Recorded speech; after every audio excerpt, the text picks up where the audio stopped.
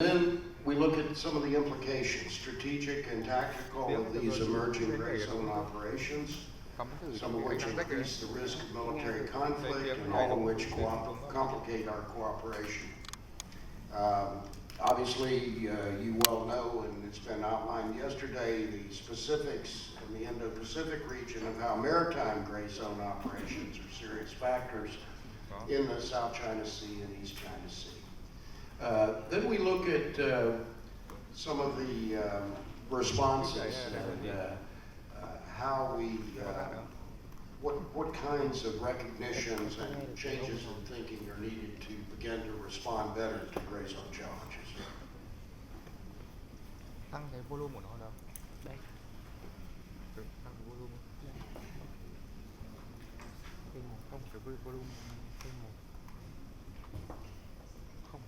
In terms of the definition of the gray zone operations, I'm going to try and give a working definition. It's been highlighted at the Center for Strategic International Studies in Washington and a number of recent studies. They talk about some of the tools that are used, military, paramilitary, or other state-controlled forces, little green men, little blue men, but also information warfare and corruption of politicians and economic tools of energy, investment and infrastructure, and other influence and cyber operations, and even non-governmental organizations. Other terms you've heard used about gray zone operations, which I don't prefer as much, are things like hybrid warfare, even irregular warfare. I don't prefer them as much because I think they're more military-centric than what we're talking about in the maritime context of the Indo-Pacific maritime areas. But those, obviously, those terms, hybrid warfare, and particularly apply to Russian activities in Georgia and Crimea, operations of the Afghan Revolutionary Guard Force in the Middle East. So our definition here is going to be based on a gray zone between war and peace, the goal being to stay below the threshold of armed conflict, to secure gains but not provoke a military response by others, particularly initially in the U.S. I think the best definition is that of the analyst Michael Mazar, who cited three major characteristics of gray zones. First, they seek to alter the status quo. Second, they do so in a gradual and incremental way. And third, they employ unconventional elements as well as conventional state power. Now, in the case of China and the Indo-Pacific seas, the status quo it seeks to alter is the contested administrative control over the vast areas of maritime space claimed by China within its so-called 9-dash line in the South China Sea, as well as disputed areas in the East China Sea. Now, China's leaders and strategists do not use the term gray zone to describe their approach to asserting control over these maritime spaces. They call these actions maritime rights protection. Actually very well thought, because it puts the debate on the point of, hey, we've got these rights already, and we're just protecting them. Such actions by China also reflect the second characteristic of gray zone operations, which you'll remember is a gradual incremental approach. That's exemplified with the terms that are sometimes used to what's happened in the South China Sea, salami slicing, and creeping annexation.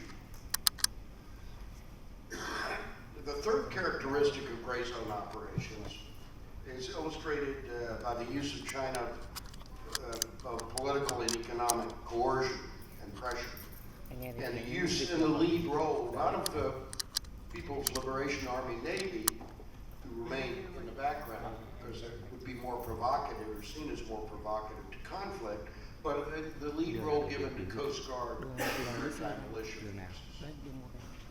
Well, why has all this emerged recently?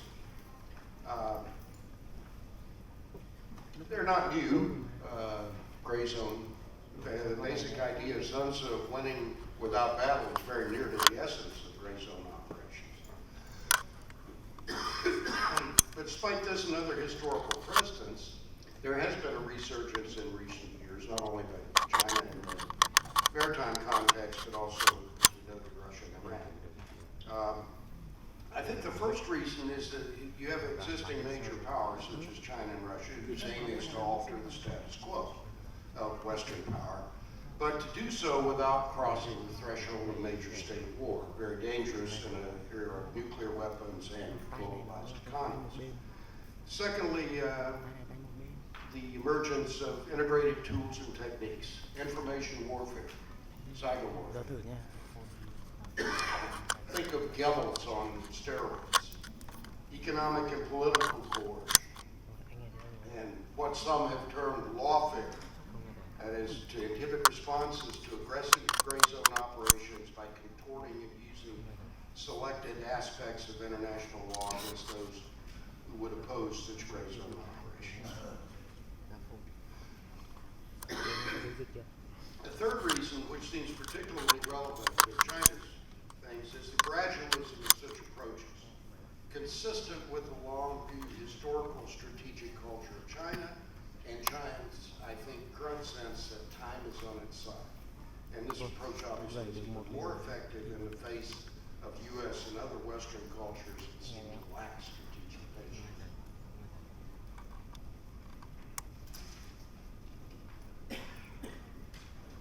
So what are some of the implications of these emerging gray zone operations? I think there are four major implications that I would highlight.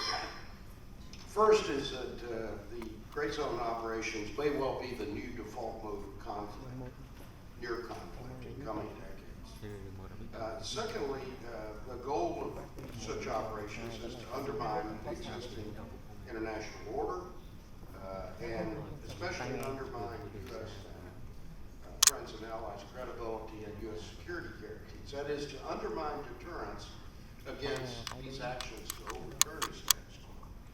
The third implication, I think, is emerging gray zone operations is that we're going to have new strategies and tactics to counter because they, to date, have been very ineffective. So, because the threats are military, economic, political, and integrated, it will require integrated counters to these threats. And fourth, it has to be emphasized that maritime gray zone operations pose continuing dangers to regional and global stability and security, and increase the risk of war and a major power war by miscalculation. Don't know when they will cross the threshold. That's the problem, is determining that threshold. Now,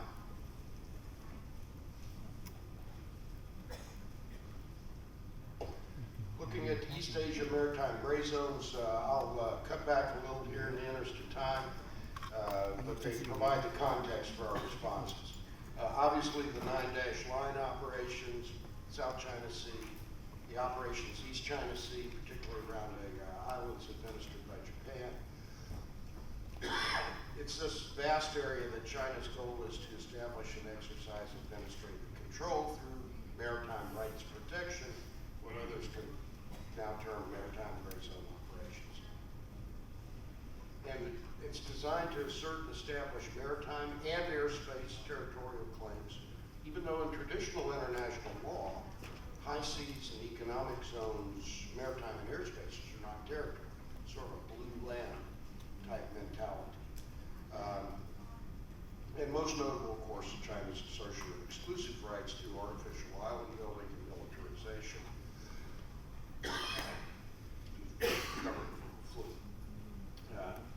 So all of that's conducted against the background of China's massive political and economic power to coerce other states in and beyond the region.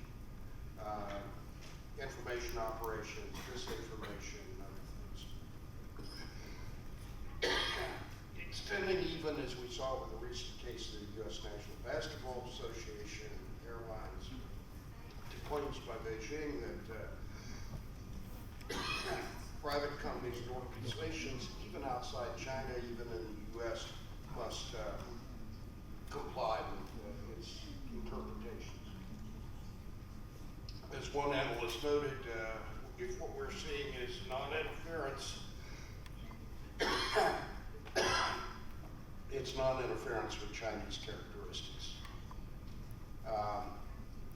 And then those deploring of the line between military and non-military, with China Coast Guard. Armed Forces militia operating in the lead role. So, has this been effective? Well, according to the testimony of the current Indo-Pacific commander in the U.S. to Congress, China is now capable of controlling the South China Sea in all scenarios short of war with the United States. That's pretty sobering view of effectiveness. So finally, how do we respond to the gray zone challenges? Well, the first key step, I think, is we've got to understand that it's a broadly integrated whole-of-state challenge. It's economic, it's political, as well as military.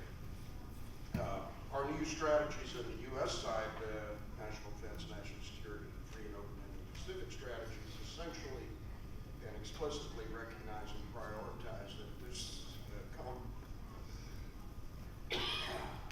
part of a comprehensive strategic competition. Secondly, and I think this is really important, exposure and transparency are required. As coercion happens, it needs to be called out. And in so doing, reduce the cost of, increase the cost of such coercive tactics. Third, we need to all hang together or we'll all hang separately, as Ben Franklin said during the Revolution. Global and regional states have to realize a lot of need to stand together on principles of international order and oppose coercion, bullying, and the overarching dangers of what might well be seen as a neo-colonial new hegemonism. Finally, in recognizing and countering this broad and integrated nature of gray zone challenges, it will be particularly important to recognize that economics and trade are critical drivers. Indeed, by the time the military gets involved, these gray zone challenges that we see in the South China Sea islands are usually fail complete. It's too late. That means that, and also that close and continuing economic engagement among our countries, our allies, partners, and others is a real key to countering coercion. So, I think the tendency of many states and organizations and even individuals to mute any criticism of gray zone and other acts of coercion is to avoid speaking truth to power, especially great powers. But I think that's the surest way to ensure more coercion. Thank you for your attention.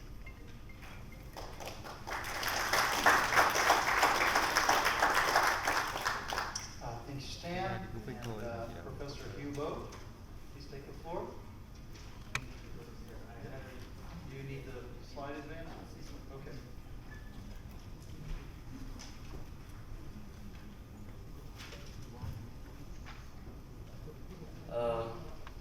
Good morning, ladies and gentlemen.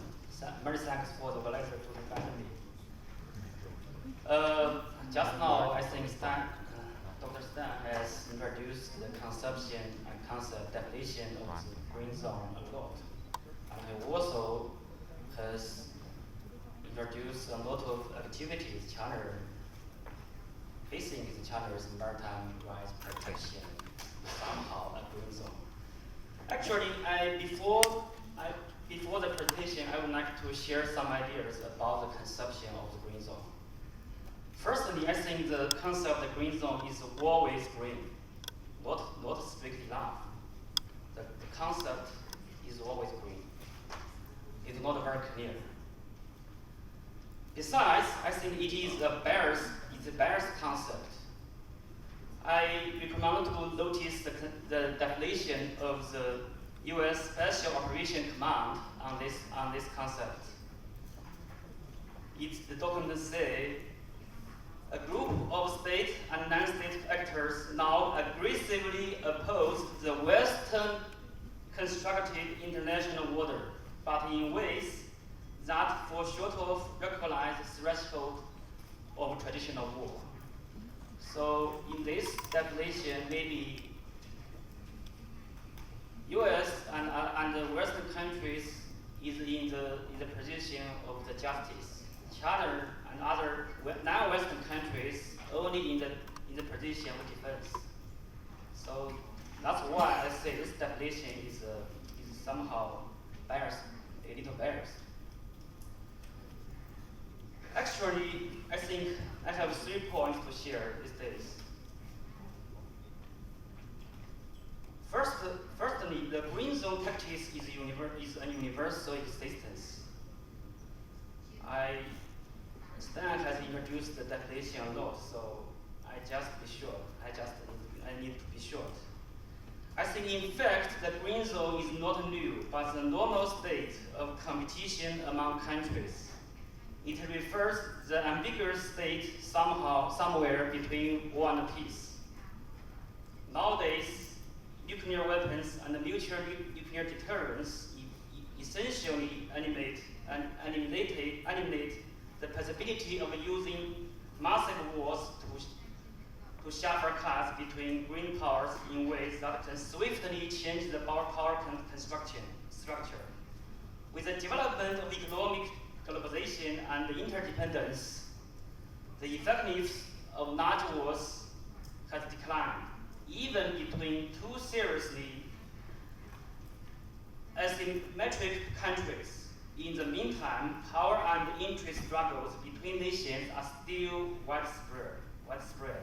Of course, all countries are doing their utmost to achieve their goals by war means other than large-scale war. Thus, I think green zone operations are more common than before because green zone conflicts are immensely better than alternative to full-scale wars. So we need to say the positive things of the green zone. Under the spotlight of the media and the attention of the general public, the whole government strategy is becoming the fighting style of every country, every actor. If some tactics like green zone is effective, others will imitate and follow. We should make green zone competition more common and intensify. Besides, green zone competition is not as scary as we think, which at least means that all parties involved are not willing to open fire or have a showdown. Secondly, I would like to introduce some risks among the green zone competition, the real impact and danger. There are two kinds of risks. One category is the vertical escalation. Maritime competition is naturally characterized by green zone. In the maritime game, there is no distinction between the front and back, no clear boundary, and the bottom lines of all parties are not very clear.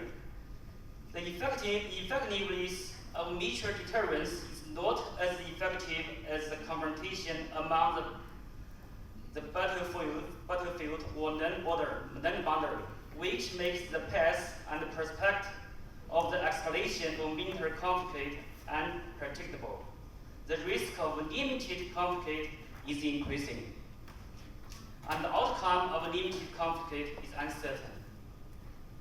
The other category of risks is horizontal escalation. When every country adopts a comprehensive approach of politics, military, economic, and diplomacy to compete, confrontation in one area can easily spill over to other areas, and conflicts in other areas can backfire.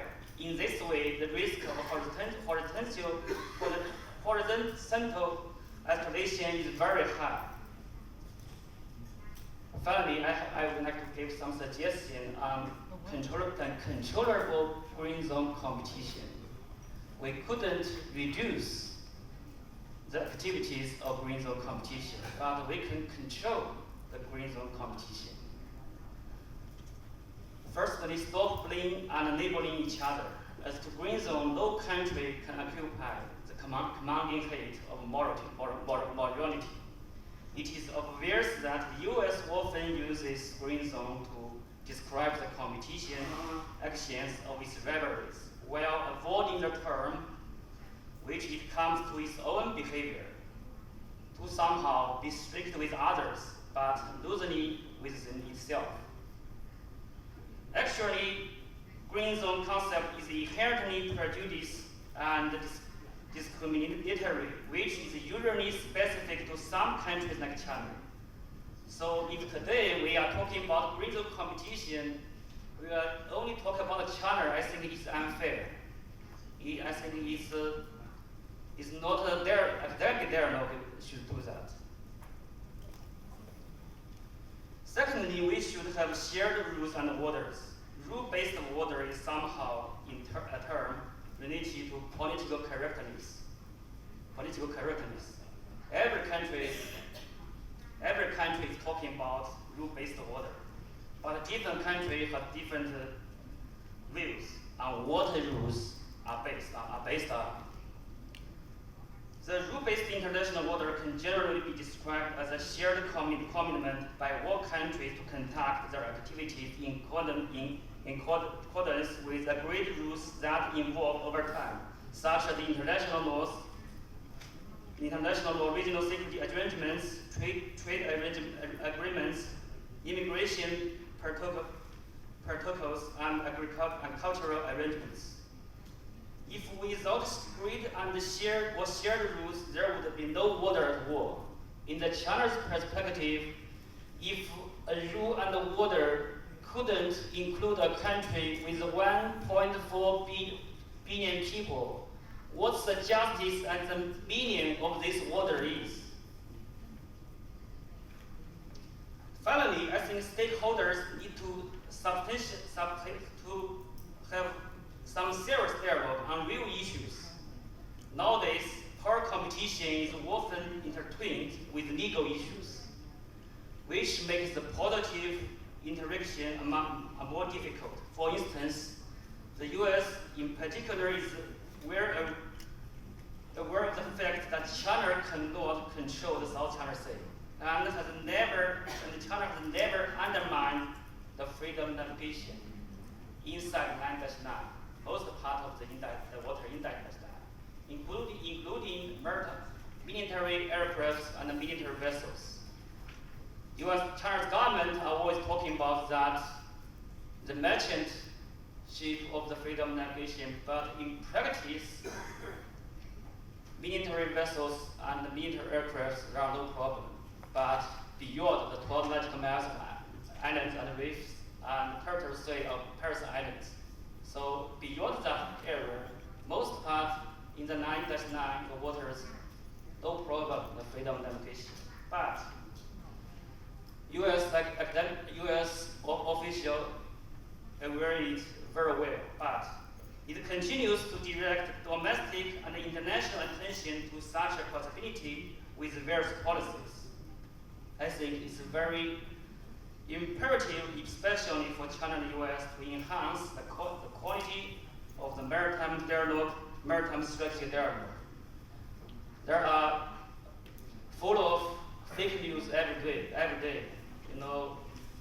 Every day there are news that China is interference freedom of navigation. But I'm here, I think, give me the evidence.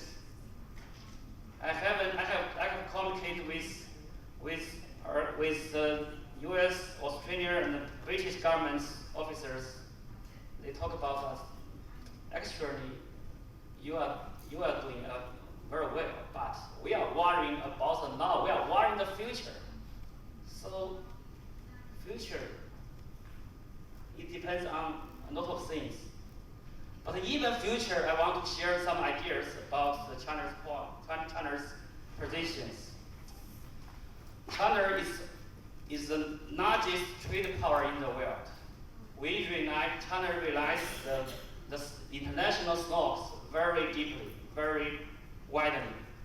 So even one day, China has the capacity to control the South China Sea, but I think the inclusiveness and openness of the South China Sea serve the interest of China. Because our our snokes over the world, most of the snokes are definitely in the range of US military weapons. So how can China totally close the South China Sea, regardless the safety of the worldwide snokes? That's a suicide mission. If you think China is rational enough, take it easy. The peace and the stability of the South China Sea can be practical. Thank you very much.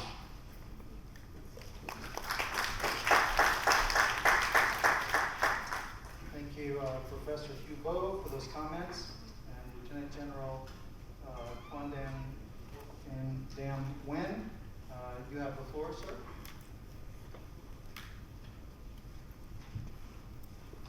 Trước hết thì xin kính chào ông chủ tọa và xin chào tất cả các quý vị. Chúng ta đã được nghe hai cái bài phát biểu của ông Starovic và ông Hugo. Về cá nhân tôi thì thấy rằng là trong bài của ông Starovic thì cũng có rất là nhiều cái nội hàm mà tôi sẽ trình bày sau đây. Bài của ông Hugo thì ông mở rộng hơn về cái vùng xám, về chiến thuật vùng xám. Nhưng mà tôi thì tôi đi sâu vào cái chiến thuật vùng xám ở một cái phạm vi rất là cụ thể, đó là ở Biển Đông. Chúng ta đều biết là để đánh giá thực trạng Biển Đông trong những năm qua ấy, thì các nhà nghiên cứu đều cho rằng là Biển Đông đang bị tác động bởi một cái chiến thuật gọi là chiến thuật vùng xám. Và chính cái chiến thuật này đã làm cho Biển Đông vốn đã phức tạp và khó lường thì càng phức tạp và khó lường hơn. Vậy bản chất của vấn đề này như thế nào? Tác động ra sao? Và tôi cũng đưa ra một số cái giải pháp để chúng ta cùng nghiên cứu. Trước hết là về bản chất của vấn đề. Khi nói đến chiến thuật vùng xám thì cũng có người suy nghĩ rằng là ở Biển Đông là có vùng xám hay không? Qua nghiên cứu của chúng tôi cho thấy rằng thì là ở Biển Đông thì không thể có vùng xám được, bởi vì là Công ước Luật Biển năm 1982 cũng đã xác định rõ biển đại dương của chúng ta có những vùng biển nào. Nếu xét về vùng nước thì chúng ta có 5 vùng nước, đó là vùng nội thủy, lãnh hải, tiếp giáp lãnh hải, rồi đặc quyền kinh tế và biển cả. Chúng ta không tính đến vùng thềm lục địa hay là vùng di sản chung hay là vùng nước quần đảo. Thế thì với một cái Biển Đông mà bao bọc bởi 9 quốc gia và một vùng lãnh thổ, mà một cái diện tích Biển Đông nó không lớn như vậy, thì khi các quốc gia tuyên bố cái chủ quyền của mình thì nó sẽ tạo ra những cái vùng trồng lấn. Tôi cho rằng đấy là một lẽ đương nhiên thôi, tức là nó dựa trên những cái công ước quốc tế thì người ta có tuyên bố theo cái quyền phù hợp của mình. Do vậy mà nói rằng ở Biển Đông có vùng xám hay không thì trước hết là chúng tôi nghĩ là không thể có vùng xám. Vùng xám có thể có những cái vùng tranh chấp, hay là nó còn chồng lấn nhau, có vùng chồng lấn nhau thì như vậy. Thế thì từ vấn đề đó chúng ta mới thấy rằng là người ta nghĩ đến ở Biển Đông cái tình hình phức tạp là người ta đi sâu vào cái chiến thuật vùng xám. Thì qua nghiên cứu về cái chiến thuật vùng xám này, chúng tôi cho rằng đây chính là người ta đưa ra một cái khái niệm về một cái hình thái, một cái hình thái chiến thuật nhiều hơn, mà trong đó thì hành động sử dụng là có tính chất gây hấn rồi căng thẳng, mà bản chất của nó đây là một cái biện pháp mà nó cao hơn là những cái biện pháp dân sự, nhưng mà cũng chưa đến cái hành động quân sự. Tức là ta có thể hiểu đây là một cái vùng chiến thuật mà có tính chất cao hơn là hòa bình, nhưng mà chưa đến ngưỡng chiến tranh. Cái này thì nó cũng phù hợp với cái khái niệm đưa ra của ông Starovic. Chiến thuật vùng xám thì có đặc điểm là sử dụng lực lượng chấp pháp hoặc là dân sự để kiểm soát cái vùng biển theo cái yêu sách của mình. Hành động của chiến thuật này được triển khai qua nghiên cứu của chúng tôi gần đây ấy, là triển khai có hệ thống, có tính toán và theo một mục tiêu rất là rõ ràng: lấy đe dọa, lấy cản trở là chính. Tức là kiểm soát vùng yêu sách của mình là có kiềm chế, tức là không bằng một biện pháp quân sự hoặc không để tạo cớ đến ngưỡng phải can thiệp bằng biện pháp quân sự. Các nhà nghiên cứu đều cho rằng là chiến thuật quần xám là một hoạt động gây hấn có chủ đích, làm gia tăng căng thẳng và nó có tính chất là rất là chuyên nghiệp, rất là chuyên nghiệp. Mục đích của chiến thuật vùng xám là tạo ra một cái vùng tranh chấp và thay đổi một cái hiện trạng pháp lý ở Biển Đông. Như vậy thì chúng ta có thể hiểu là chiến thuật quần xám là không phải để chỉ ra một cái vùng địa lý nhất định, mà là chỉ ra một chiến thuật hành động nhằm gây hấn có kiềm chế để yêu sách về chủ quyền và lợi ích trên biển, đồng thời là cản trở những cái hoạt động hợp pháp của các quốc gia khác.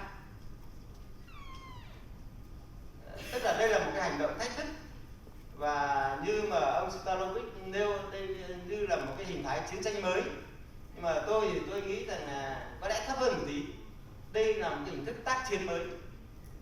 Tức là chúng ta có những cái tác chiến như là những cái biện pháp về quân sự, hay là gần đây có những cái khái niệm về như là chiến tranh thông tin hay chiến tranh thương mại. Nhưng mà tôi nghĩ đây là một hình thức tác chiến mới, bởi vì cái mục đích của nó cũng không ngoài cái mục đích đó là một cái yêu sách về một chủ quyền. Qua nghiên cứu tác động, qua nghiên cứu về cái chiến thuật vùng xám ấy, thì tôi thấy là nếu mà cái chiến thuật vùng xám này cứ diễn ra ở Biển Đông như thời gian gần đây ấy, thì nó có thể có những cái tác động như thế này. Thứ nhất là Biển Đông mà đang có xu hướng ổn định hơn thì nay trở thành một Biển Đông là đầy thách thức, đầy thách thức. Các quốc gia ở Biển Đông thì cảnh giác hơn, lo ngại nhiều hơn, và đương nhiên thì sẽ có phản ứng cao hơn. Và lòng tin chính trị thì chúng ta đang xây dựng thì có thể là bị ảnh hưởng, bị xói mòn. Cái tác động nữa là phản ứng quốc tế mạnh mẽ hơn. Mà nếu mà chúng ta không kiềm chế đấy, thì cái chiến thuật vùng xám này dễ lôi kéo cái sự quan tâm quốc tế nhiều hơn, và Biển Đông dễ trở thành một khu vực quốc tế hóa. Ví dụ như là những tàu quân sự các quốc gia có lợi ích ở đây, người ta sẽ kéo đến nhiều hơn, dư luận người ta sẽ tập trung hơn. Thì tôi cho rằng là nó dễ như vậy. Và Biển Đông thì nóng lên, cản trở các giải pháp hợp tác. Và đương nhiên thì các quốc gia ở Biển Đông người ta sẽ phải phát triển cái biện pháp, những hành động tự bảo vệ mình, Và đương nhiên thì các quốc gia này người ta cũng phải tự điều chỉnh cái chiến lược của mình để nó phù hợp với tình hình, và để họ phải bảo vệ cái quyền lợi hợp pháp của mình. Từ vấn đề đó thì chúng tôi cho rằng là các nhà nghiên cứu đã đưa ra rất là nhiều cái giải pháp để phát triển Biển Đông trở thành một cái vùng biển hòa bình, ổn định và phát triển. Thế nhưng mà trước một cái chiến thuật vùng xám như vậy ấy, thì tôi cho rằng là chúng ta cũng đề cập những cái biện pháp. Bởi vì chúng tôi nghĩ rằng là chiến thuật vùng xám đang diễn ra ở Biển Đông không có nghĩa là Biển Đông bế tắc hoàn toàn. Biển Đông vẫn có thể trở thành một vùng biển hòa bình và gắn kết. Trong các diễn đàn cấp cao ấy thì và các hội thảo ngày hôm qua thì chúng ta cũng có đề xuất rất nhiều giải pháp để cho Biển Đông hòa bình. Nhưng mà trước cái chiến thuật vùng xám thì chúng tôi nên đề nghị nghiên cứu mấy cái giải pháp như thế này. Thứ nhất là chúng ta nên chấm dứt những cái hành xử mà như dạng chiến thuật vùng xám mà đang diễn ra. Bởi vì cái chiến thuật này nó không quan tâm đến lợi ích chính đáng của các quốc gia khác, cho nên là nên chấm dứt. Bởi vì là cái ranh giới giữa cái chiến lược vùng xám với xung đột là nó rất là mong manh, có lẽ là rất là mong manh, rất là dễ xảy ra. Cho nên là cái hành động này nên kiềm chế và phải thay đổi. Cái thứ hai là chúng ta phải thúc đẩy thực chất COC. Mà COC nó trở thành một văn bản pháp lý quốc tế quan trọng hơn là chúng ta đang diễn ra cái gì đang diễn ra trên biển. Điểm nữa là chúng ta cũng phải thiết lập những và phát huy những kênh thông tin đã có ở trong ASEAN và Trung Quốc.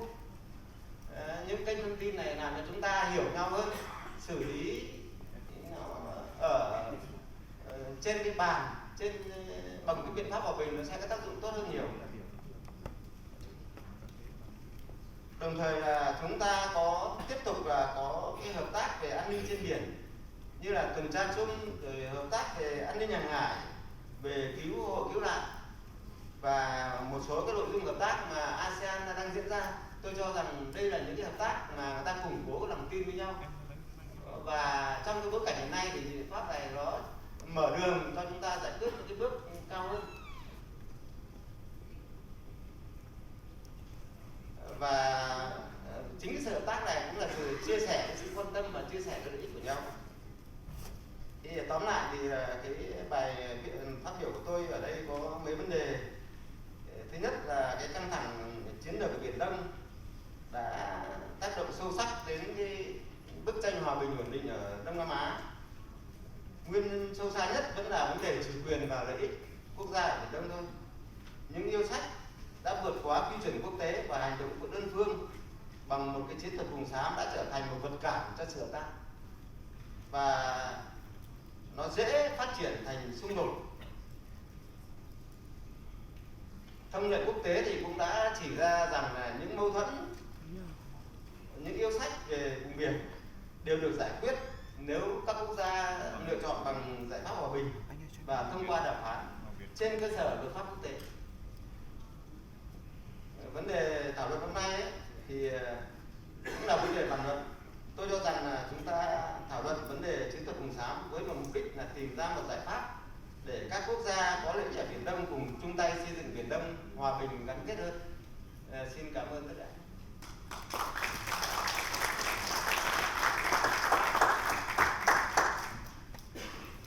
Thank you, General Nguyen and Dr. Quang. Are you going to remain seated or take the podium? Okay. Go ahead, please. So thank you very much. Good morning, everyone. I'm coming from the Gray Zone area. I just replaced, say, Martin Sebastian, Captain Martin Sebastian, who had, say, family emergency, and my city is also in the very gray area as well. So it is quite, say, coincident. Last year, I also spoke in the 10th South China Sea Conference, and my topic was also the issue of the gray zone in the South China Sea. And the three takeaways that I tried to deliver last year was that, number one, the gray zone gray zone tactic is growing in the South China Sea, and number two, by using the gray zone tactic, it is not a way to de-escalate tension, but it is a way. I personally think that it is not the way to de-escalate tension, because if you use the military vessels, it means that this is considered as disputed area. But if you use the law enforcement ships, it is considered as their own water. So that's my point. And number three, last year I was quite pessimistic about the future of countering the gray zone tactics. So now this year I have the chance to look back on the gray zone issue and have more time to reflect what happens, and I'd like to share some points. Can I have this slide?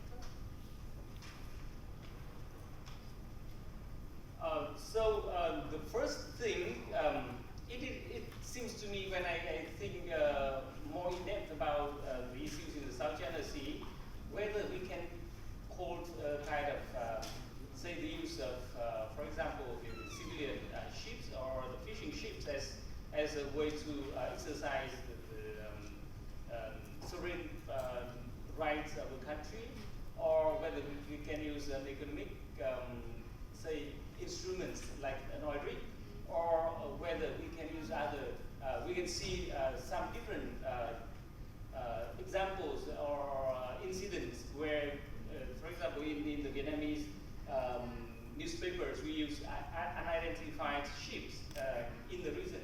So this leads me to think more about the concept of what it means by gray zone. Should we say be conveniently put the gray zone in a very broad concept like this? And I myself, while I also agree with some key points that Dr. Stanley has mentioned, but I also want to divide into different concepts: the hybrid warfare, or the gray zone, and the dual use of the ships.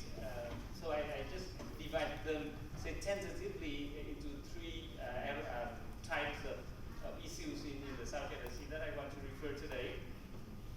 For the maritime hybrid warfare, I refer, or we see different concepts by different scholars, but I refer to some kind of convert military or paramilitary and even civilian measures employed in a highly integrated design, and it is normally associated with the no use of force directly from the Grey Wool Navy, or and it employs the we call it ununiformed men, as we can hear about the little blue little man or green man as well. So this is one thing, and that's what I don't know.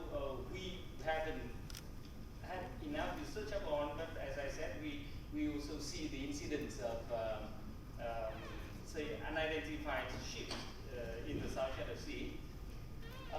Now, the gray zone strategy is, I think, is more of the strategic way of hybrid warfare. It refers to the actions below the threshold of war, but to gain the strategic objectives. And the effectiveness of the gray zone strategy is due to the ambiguity of the international law, or the ambiguity of actions and attribution, or the impact of the activities does not justify say, immediate response. So this is what we call the gray zone, or the hybrid warfare at a more strategic level. At the third one is the hybrid use of ships. As we can hear sometimes in the media, a fishing vessel today is fishing, tomorrow engaged in an activity that can be seen as to protect the sovereign rights, and the next day they will become the fishing ships again. So what kind of ship should it be seen under the law?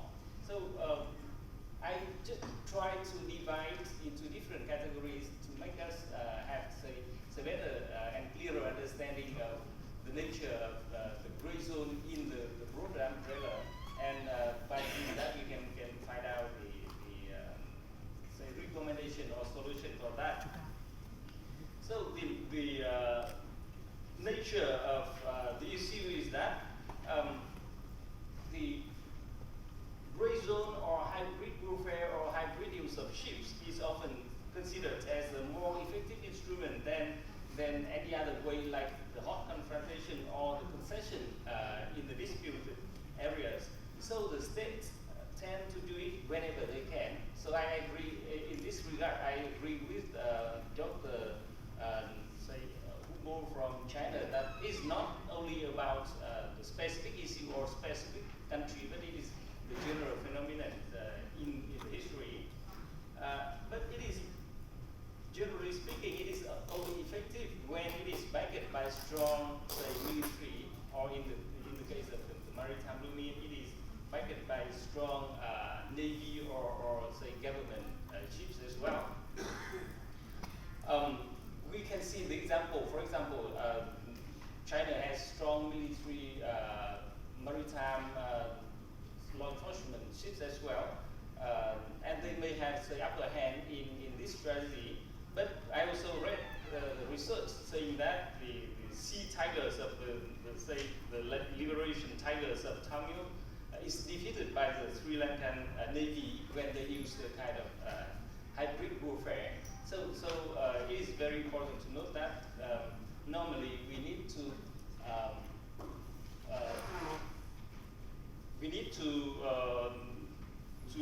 see the use of gray zone within the framework of the grand or the whole strategy of a country.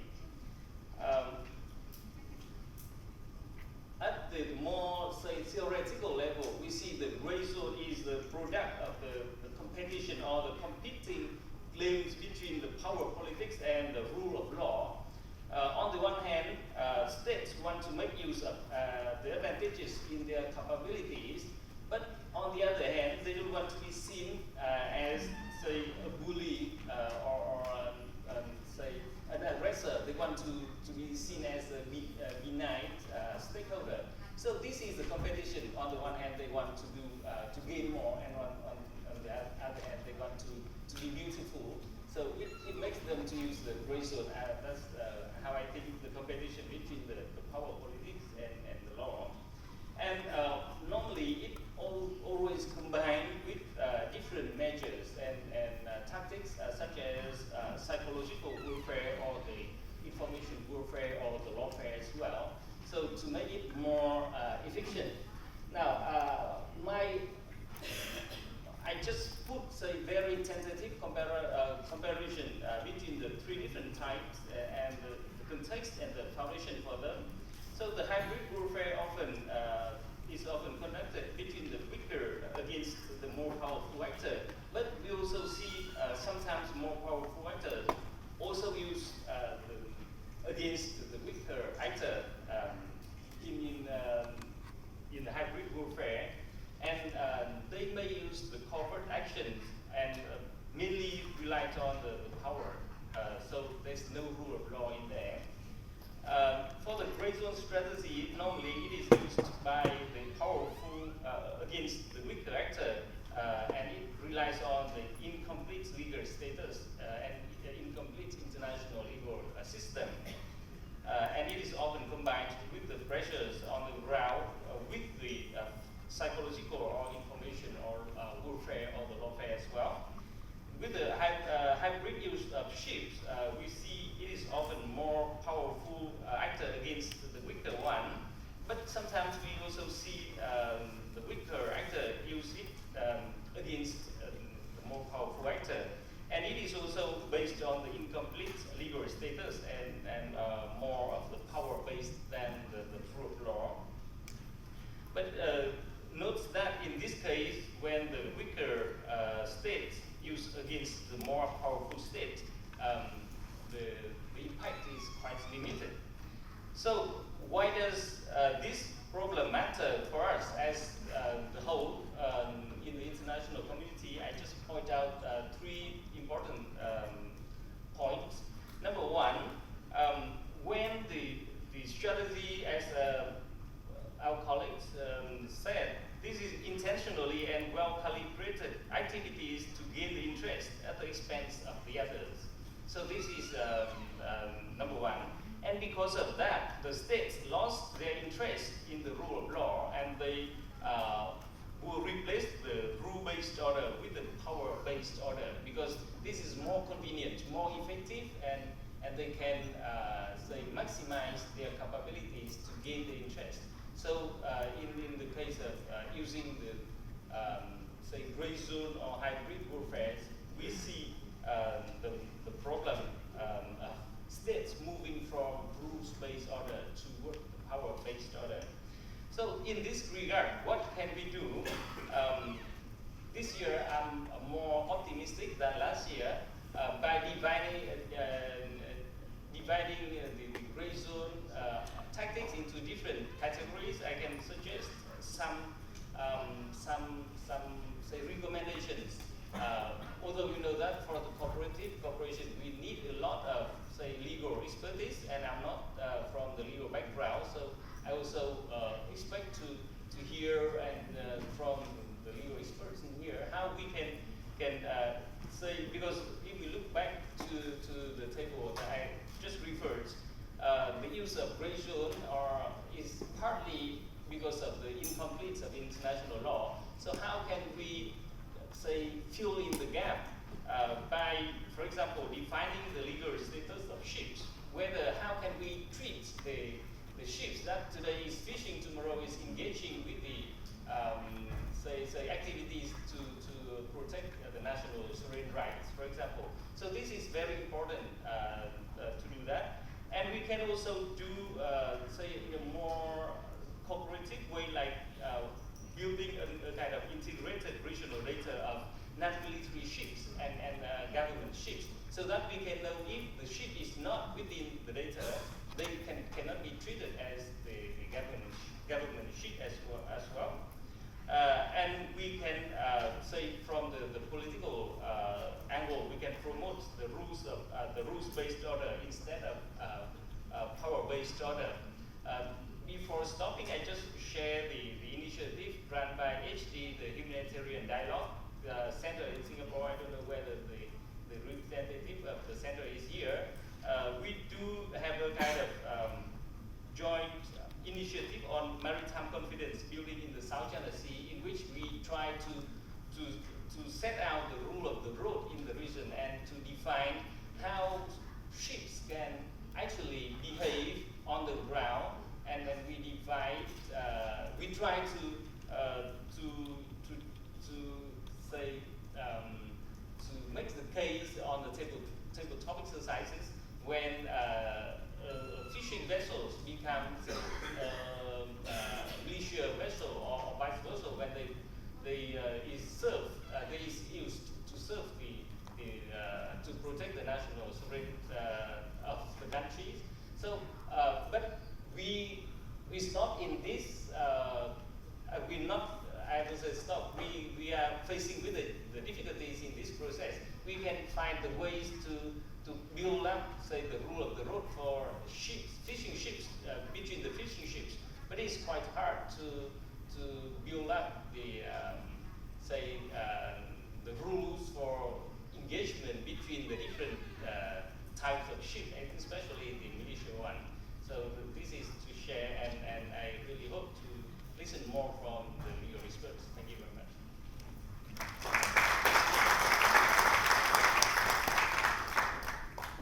Thank you, Dr. Tuan. So now we have ample time, 45 minutes, for questions to the panelists. What we'll do is I'll take a few questions at a time. And does anybody have any thought? Yes, sir?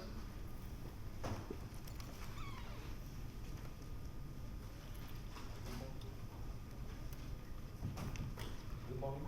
I'm Lee. I'm the Deputy Head of Mission of the French Embassy here in Hanoi. Thank you very much for all this presentation. We have a lot of different concepts: deterrence, restraint, graduation, escalation. And I would like to ask a few questions about this different concept. First question, how to deter gray zone strategy or hybrid warfare in order to ensure restraint from the different players involved in the situation.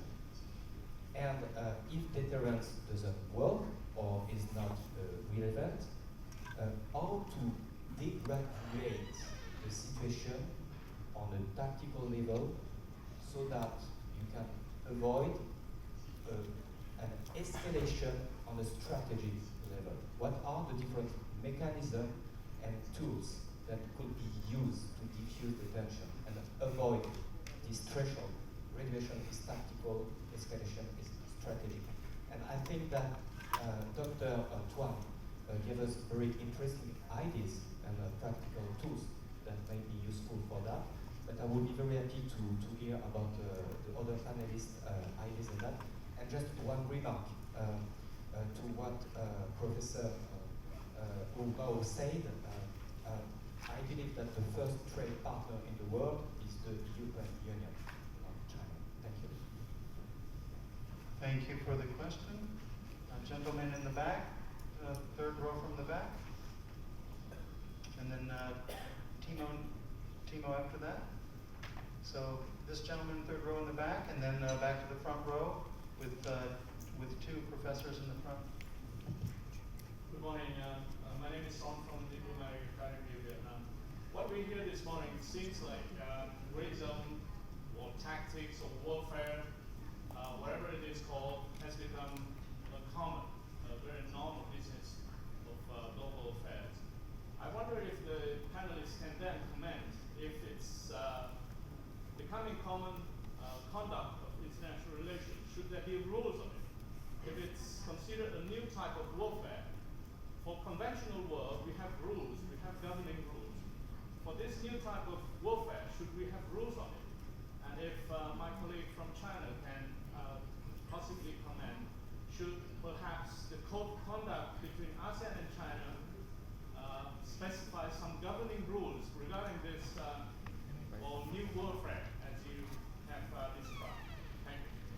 Thank you for the question, and we'll move to two professors in the front, and with that, we'll turn it back to the panel after that.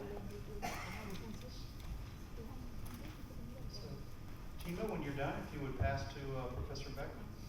Thanks all the presenters, very good presentations. I was wondering about the last presenter, whether you were referring to the ambiguity of international law and incompleteness of international law. And I was thinking that if you look at the South China Sea situation and also the decision by the Arbitral Tribunal, I think that there's basically very much in the way of international law. We would like to use international law, but my sense is that for instance, China is not so much willing to use international law. That would be perhaps one way to word that. Yeah, my question's for the panel, including the chair, who I think is the lawyer in the panel. Question of whether we do have gaps in international law, and whether we're coming back to UNCLOS as a legal framework. There's a definition of a warship in Article 27. There are government ships on non-commercial service in Article 96 that are entitled to immunity. If they don't have the markings of a warship or a government ship, they have no immunity. A coastal state has a right to arrest vessels in its economic zone that interfere with its ability to harvest its resources, whether it's hydrocarbons or minerals or fisheries, and therefore in areas of overlapping claims we might have a difficulty, but if it's an area of your economic zone and there are so-called militia vessels, they're not properly marked as they're subject to arrest. So is it really a problem of the law being gaps and uncertainties in the law? Seems to me we don't have to amend the law of the Sea Convention. Okay, thank you for those questions. So each panelist has an opportunity to respond to all four of the questions, and we'll go in order of the speakers, and then I'll go last. Stan, if you had any thoughts on these questions, please. Yeah, the first question, how do you de-escalate and prevent crossing that threshold? I think there's a couple of things. One of them, I'm glad to see my friend, Professor Hubo, who hosted me in Beijing University last year at their Maritime Forum, and is one of China's finest young scholars. He put something that I wish I had in my paper, and he talked about the need for dialogue. And I'll be a little more explicit and say that we need to be clear about what the red lines are. Where are the thresholds? Now, there's some danger in that, because if you say that, then people will go right up to the red line. Unless you make it so unrealistically known that it doesn't pay attention. That's one thing. The other danger, of course, of dialogue, and I'm speaking to an ASEAN audience here, is that dialogue can be used as an excuse, endless dialogue as an excuse for inaction, as an excuse not to confront the problem instead of really to talk around it forever. But I do think, as somebody who served in my Navy days in a couple of exchange tours in the State Department, and afterwards spent 9 years in the talks as a maritime advisor between Israel and Palestinians and the Arabs. And you think South China Sea's bad. I will say that I think it's important that we continue to talk to each other. And even as relations have worsened, the one thing I see that troubles me a little is that there's a tendency to cut off travel on both sides and exchange changes that are important. And where we can, it's also important to develop things, and surely if we could do it with Arabs and Israelis and Palestinians, we could develop search and rescue protocol as we did, and an incidents at sea agreement. It goes beyond really what's in queues here in this region, then surely we could do some of that for the South China Sea and other areas. Some other areas have been mentioned, like the hot ones. But all of those things, I think, are important to keep crossing the line. And I think that is the need to have serious discussions, and delineation is a big part of it. Thank you. Professor Hubo?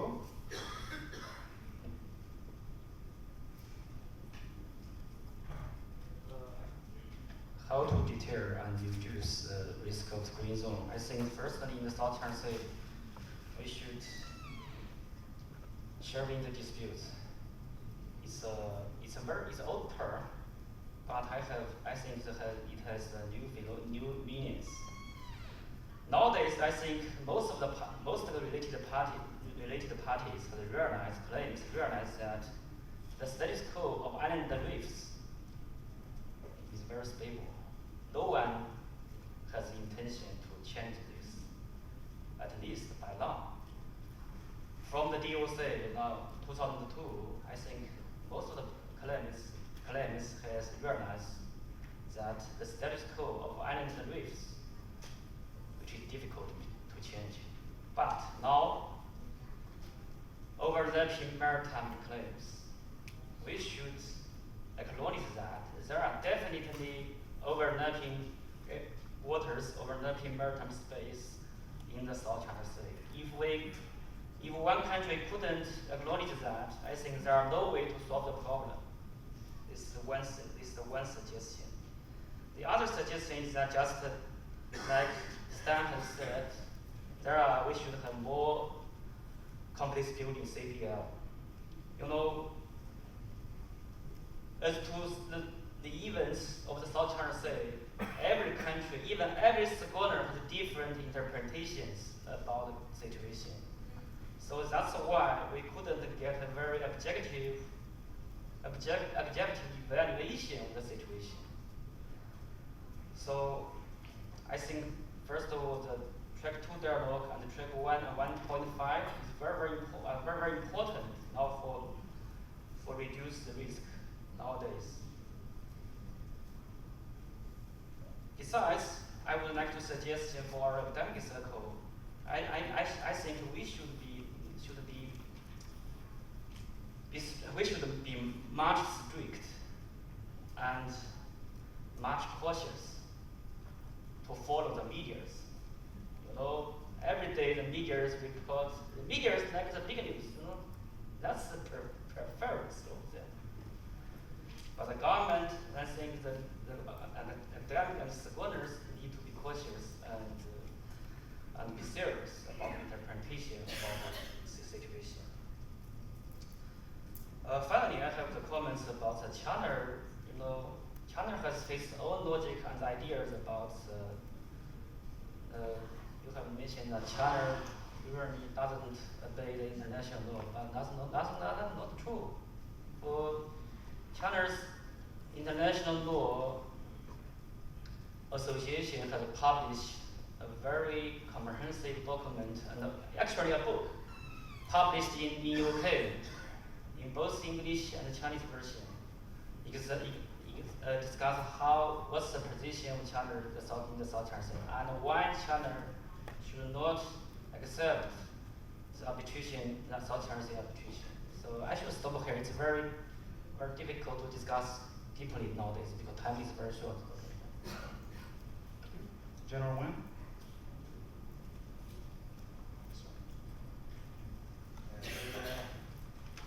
Có nghe được ba câu hỏi. Câu hỏi thứ nhất là làm thế nào để ngăn chặn được cái chiến thuật vùng xám, hay là câu hỏi là nếu mà chiến thuật vùng xám nó cứ diễn ra thì ta có giải pháp gì, hay là đây là một cái sự mập mờ về luật pháp quốc tế. Thì theo suy nghĩ của tôi như thế này. Thứ nhất là tôi cho rằng là cái chiến thuật vùng xám không phải là sự mập mờ, lợi dụng cái sự mập mờ của luật pháp quốc tế, mà tôi cho rằng đây là sự lách luật quốc tế. Bởi vì sao? Thứ nhất là nếu mà sử dụng chiến thuật vùng sáng này để chiếm hữu ấy, thì luật pháp quốc tế người ta có nêu ra mấy vấn đề thế này. Ví dụ như là điều 2, điều 3 Công ước luật biển, người ta khuyến cáo các quốc gia xử lý những tranh chấp trên biển bằng biện pháp hòa bình, và các quốc gia có thể lựa chọn nhiều giải pháp, lựa chọn cái giải pháp nào thích hợp với mình nhưng mà trên cái nền hòa bình.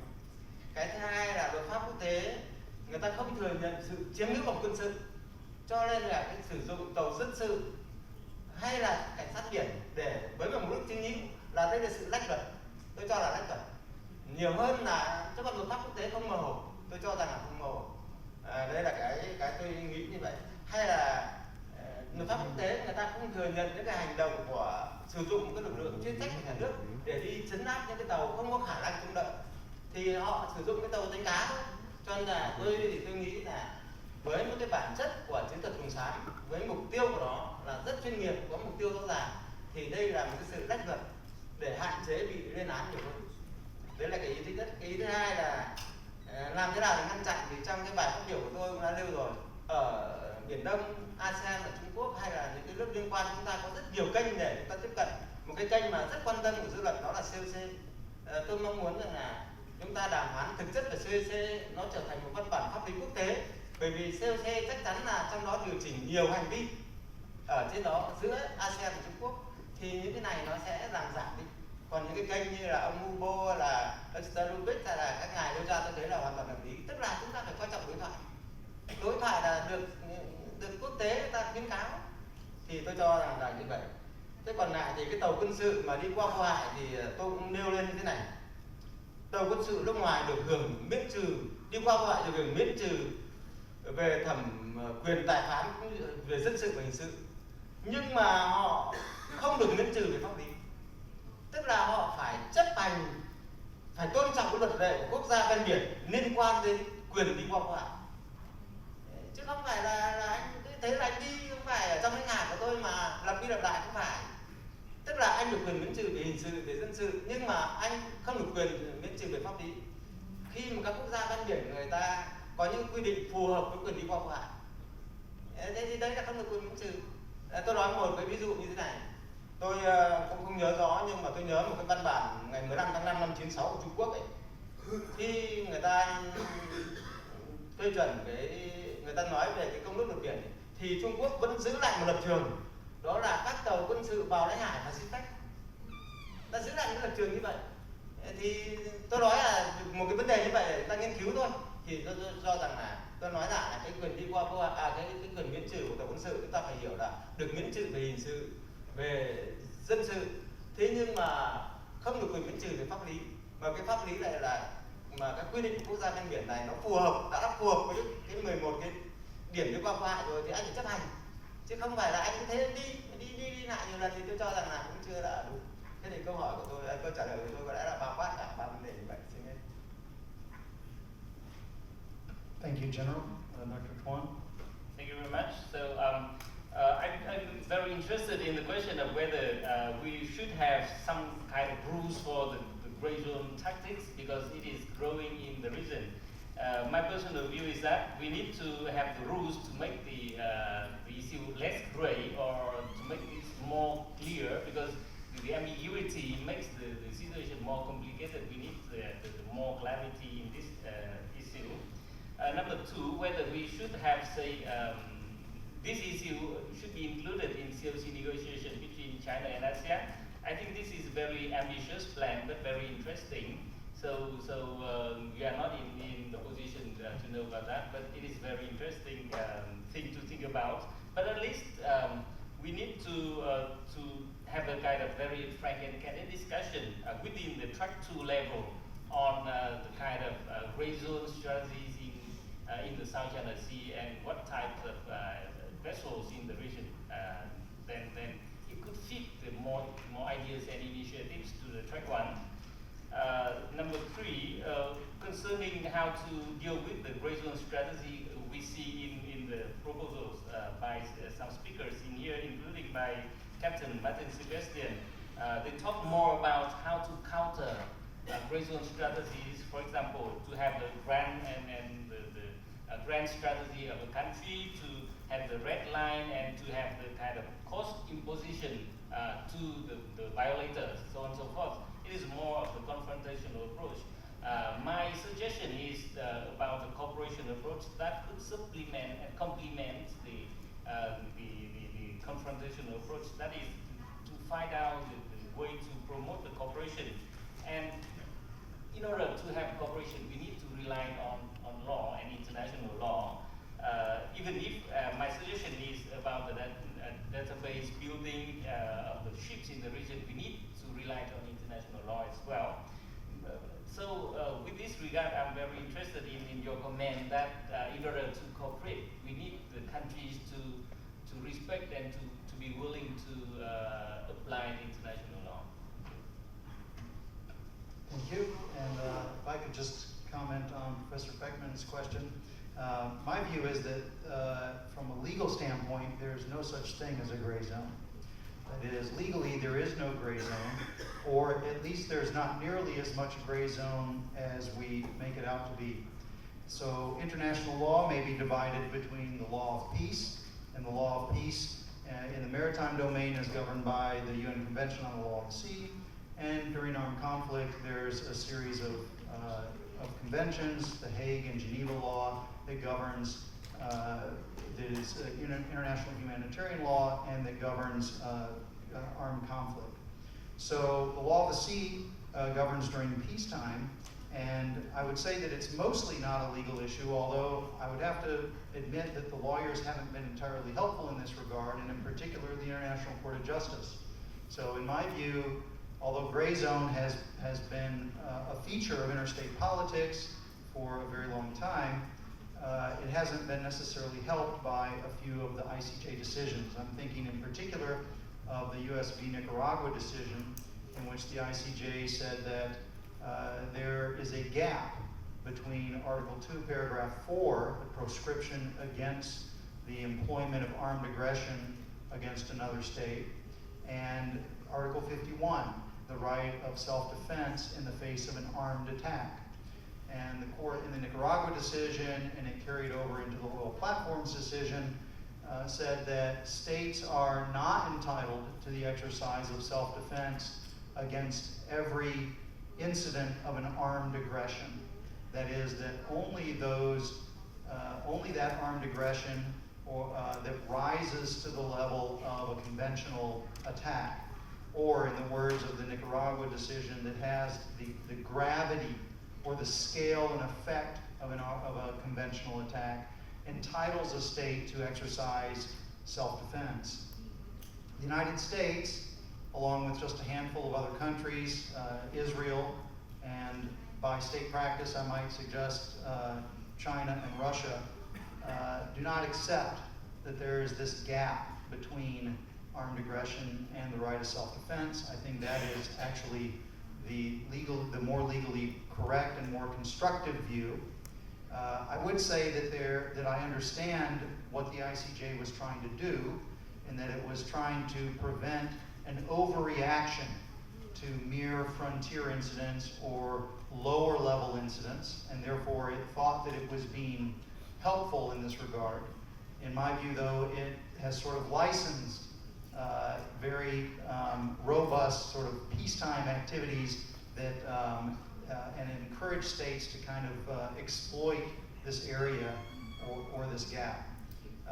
So I think all of the situations that we have seen over the past 5 or dozen years are governed by the Law of the Sea Convention and by the peacetime construct of the Law of the Sea.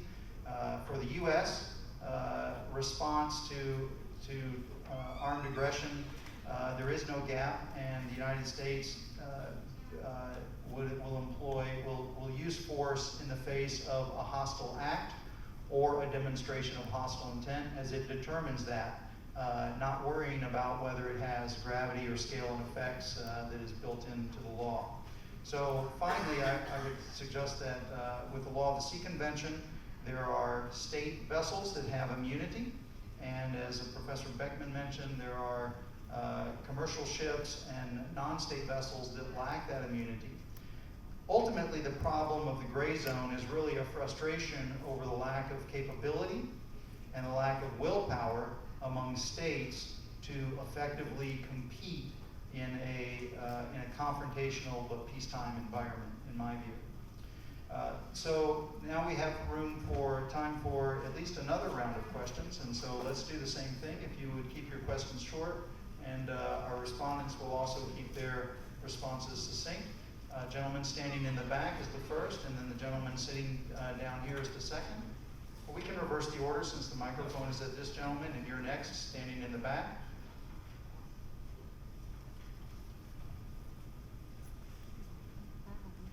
So, you can hand the, yes, go ahead, please.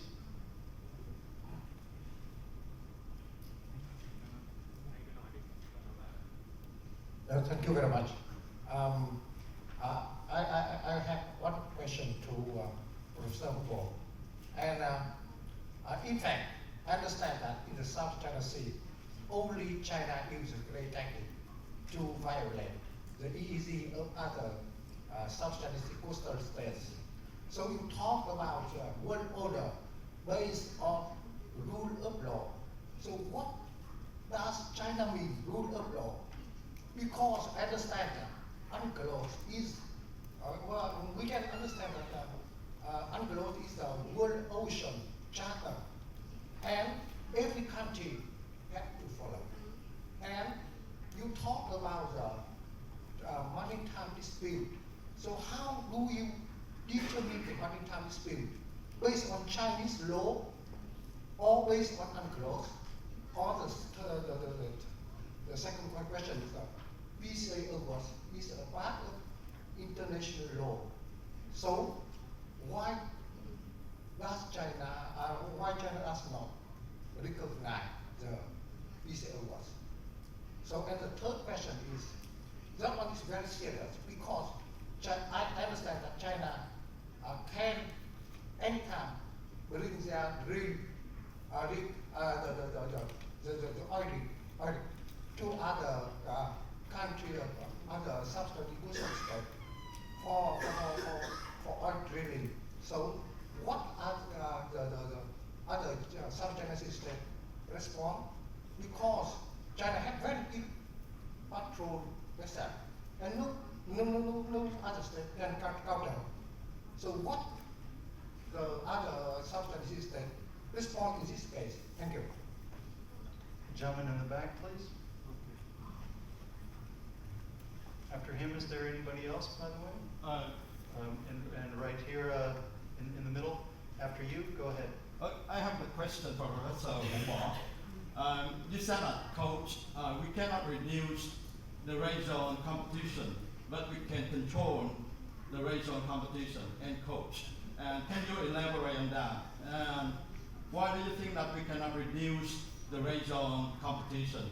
And another follow-up question is that, do you think that the term competition is the right term in your statement? Do you think that it should be something like the regional intensity? Thank you. Thank you. Greg Holman, CSIS.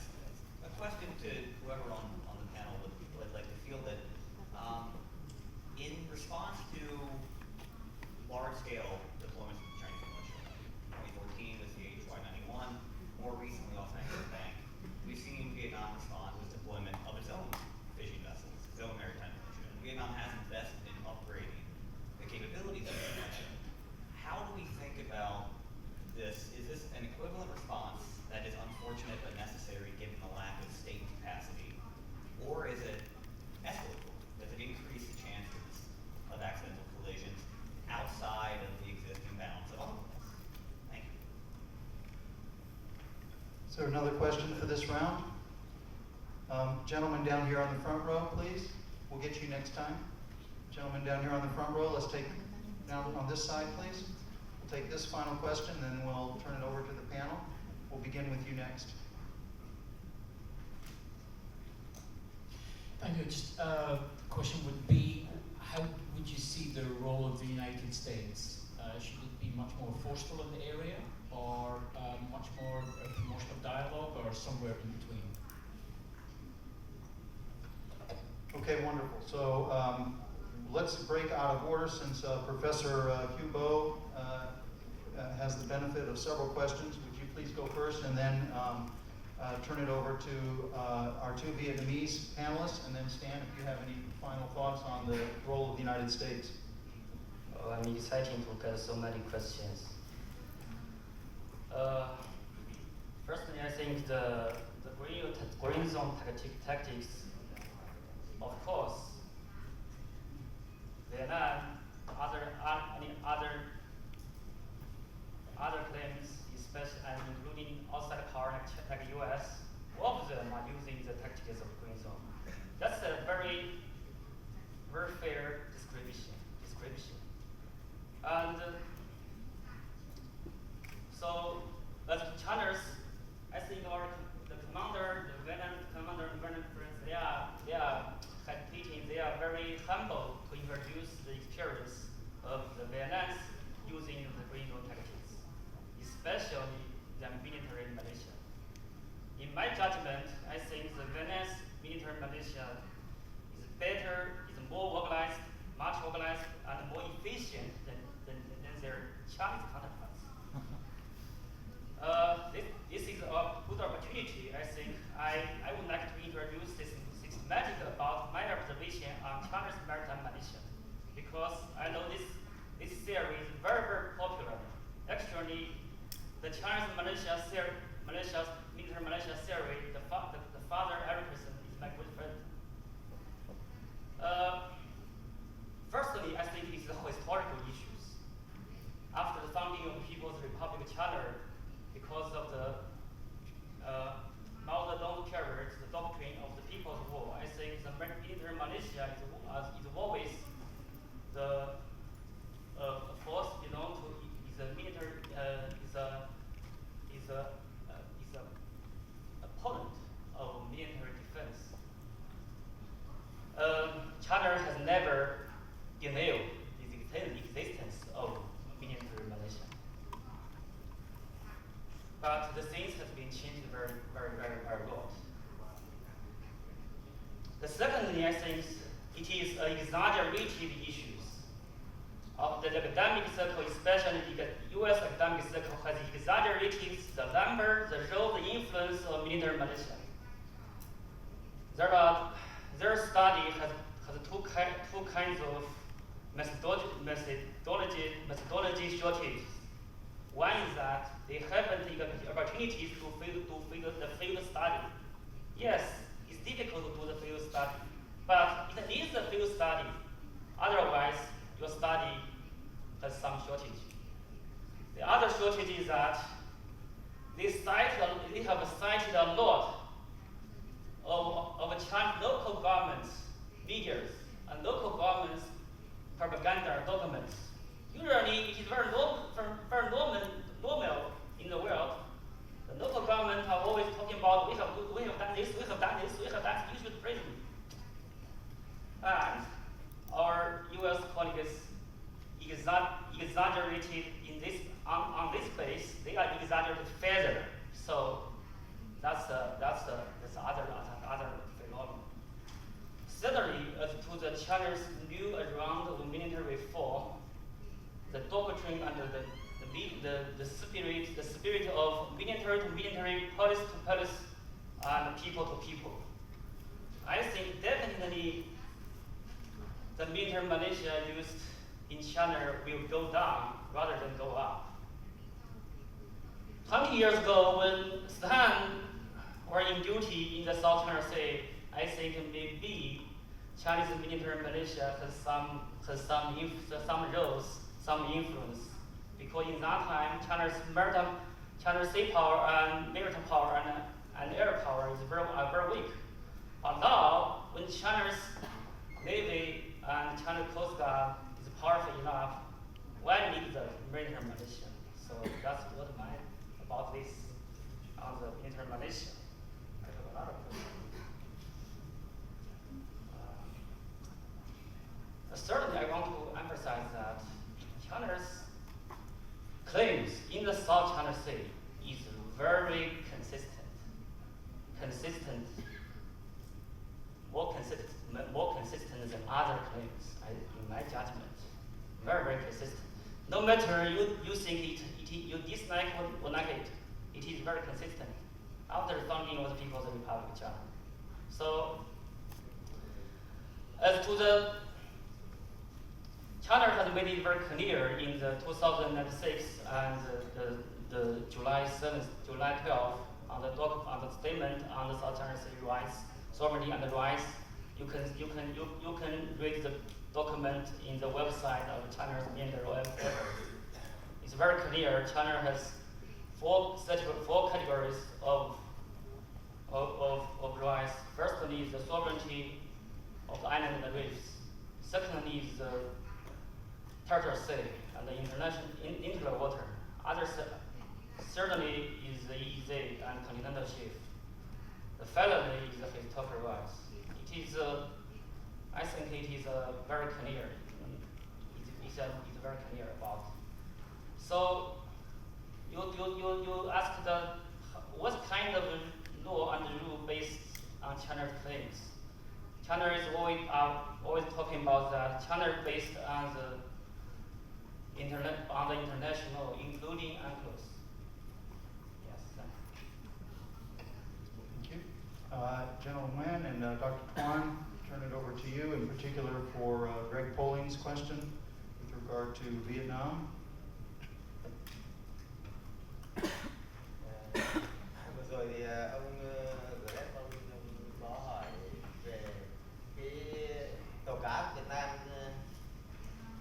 có phải là sự phản ứng đối với cái kỹ thuật hình xám hay không, hay là ông Hugo thì ông có nói về cái cuộc tàu cá của Việt Nam. Về vấn đề này thì tôi cũng trả lời thế này. Thứ nhất là Việt Nam thì có một cái luật dân quân tự vệ, trong đó có quy định rất rõ về chức năng nhiệm vụ của lực lượng này. Nhưng mà tôi cũng nói nên là cái luật dân quân tự vệ này cho phép mà các tỉnh thành là thành lập cái lực lượng tự vệ, có nghĩa là không chỉ riêng ở trên biển, ở đất liền, ở biên giới thì đều có cái lực lượng này. Thì bản thân cái từ tự vệ đấy đã nói lên cái nhiệm vụ của họ, tức là mang tính tự vệ. Còn ở trên biển thì tôi cũng nói luôn là Việt Nam ấy, không phải là để ra cái lực lượng này để mà chống lại chiến thuật hồng xám, và cũng không phải là dùng lực lượng này để hành động yêu sách về chủ quyền. Cái đó là xuyên suốt, và chúng tôi cũng không bao giờ làm điều đó. Và chúng tôi cũng đã trả lời với Malaysia, với các bạn Indonesia, rồi một số nước như Campuchia là như vậy. Lực lượng tự vệ ở trên biển của Việt Nam có hai cái nhiệm vụ chính. Cái nhiệm vụ thứ nhất là cứu hộ cứu nạn. Các lực lượng như Hải quân hay là bộ đội biên phòng hay là cảnh sát biển của Việt Nam là tổ chức nó còn mỏng, không đủ khả năng để cứu hộ cứu nạn ở trên biển. Mà quan điểm cứu hộ cứu nạn của Việt Nam là 4 tại chỗ, tức là lực lượng tại chỗ. Thì chính cái tàu cá của Việt Nam này tự cứu nhau, đó là một trong gọi là một cái giải pháp toàn dân của Việt Nam trong vấn đề nhân đạo. Cái vấn đề thứ hai là lực lượng này có thể tham gia vũ trang trong trường hợp Việt Nam bị xâm lược, chứ không phải là lực lượng này để tham gia yêu sách về chủ quyền hay là để đối lại cái chính sách hình xã. Đấy là một cái điều chắc chắn. Xin lỗi. Well, thank you, General Dan has fully answered the question, which is always, I think, raised last year as well, and this year. So I think I have no further comments on that. Just feel very encouraging when Professor Hugo said that the militia, Chinese militia, could reduce but not increase in the future, because we recently read some research and saying the different things. So I hope that your information is correct. I think.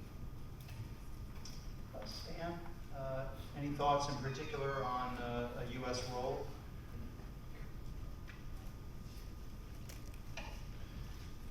Thank you. Yeah, in response to the good question there, the role of the U.S., should it be more forceful or more dialogue? I guess I would say both, with the proviso, as I gave earlier, that dialogue is not a substitute for taking effective measures. to counter gray zone problems and deal with problems. Should be more forceful here. It runs into, you know, the situation of, yes, we're concerned about freedom of navigation.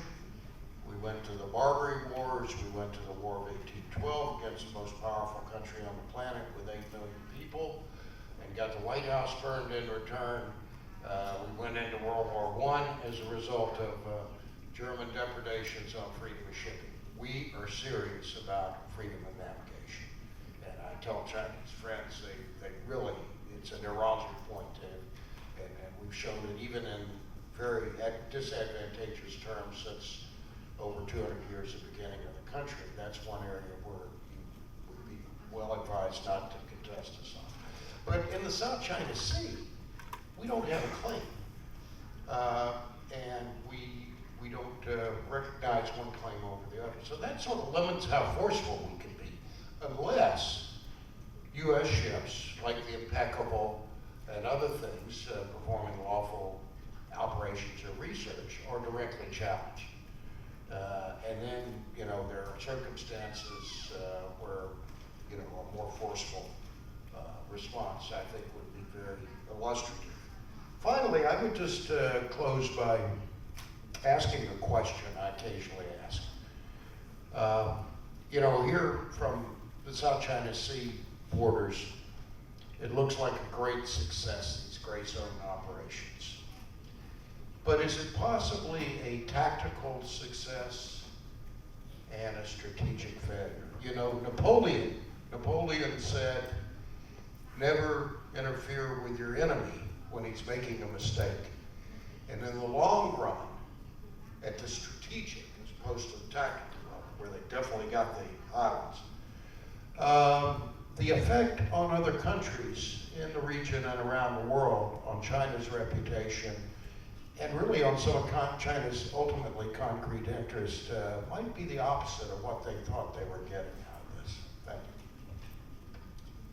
Thank you. If I could also add a few comments on my view of the role of the U.S. and I agree with you, Stan. The United States actually suffered an enormous reputational cost for its interventions and heavy-handedness in the Caribbean and in Latin America from the late 19th century into the first half of the 20th century.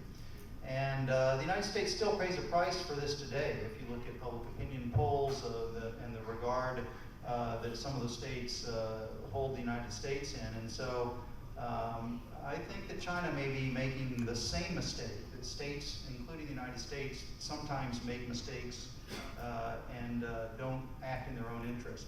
I would also add that as far as a U.S. role, I would pick up where I left off, which is rather than a gray zone problem, I think what we have is a lack of deterrence caused by a lacuna in capability and willpower. And so what I would encourage the United States to do, and also other countries to do, is to focus on developing their capability and their will. And this generally means acting in concert in certain ways. The best example, in my view, of this is the U.S.-Japan alliance and the Senkaku Islands. In fact, the term gray zone is in contemporary usage because it was coined by Admiral Tomohisa Takai in Japan when he was the N3, and he was focused on the problem of what he termed a gray zone challenge around the Senkaku Islands about a decade ago. And this is a relatively stable situation, but happily it's because Japan and the JMSDF and the Japan Coast Guard have great capability, and then they're backstopped by the United States and the nuclear umbrella and U.S. power. So obviously that's a different setting. It's Northeast Asia, not Southeast Asia, but I would suggest that there's creative ways for states in the region to develop their own capability and their own political will in concert with not just the United States, but other interested states, states from Europe, including France and the United Kingdom, India, other major powers in the southern tier, Indonesia, Australia, Korea. So there's a variety of other stakeholders that have an interest in stability in this region. and I think that states in the region can leverage those interests. Okay, so we're going to begin another round of questions. Gentlemen in the back row, let's begin with you, please. Thank you, Y.H. Song from Academia Sinica of Taiwan. My question very, very simple. Is it a good idea or better approach to refer the gray zone operation issue to a number of more professional or qualified forums, such as ADMM+, such as Western Pacific Naval Symposium, such as CSCAP or Armed Study Group, or maybe the head of Coast Guard administration in Asia, for deeper discussion and hopefully come out with some guidelines or even better rule of behavior. So that's my simple question. Thank you. Okay, any other questions? Admiral down here on the front row, please. Thank you. Just one quick comment and question. The employment of the gray zone tactics is a kind of a double-edged sword. For example, August 2 years ago, China deployed more than 200 fishing boats to the Senkaku Island. And Japanese Coast Guard ship really made an eye-on-eye contact for 2 weeks and repelled them. And that really had proven that because the Japanese law enforcement ship enforced the Japanese law to the Chinese ship. That meant by action, without doing any law research or statement, Japan proved the Senkaku is under the control of the Japanese war.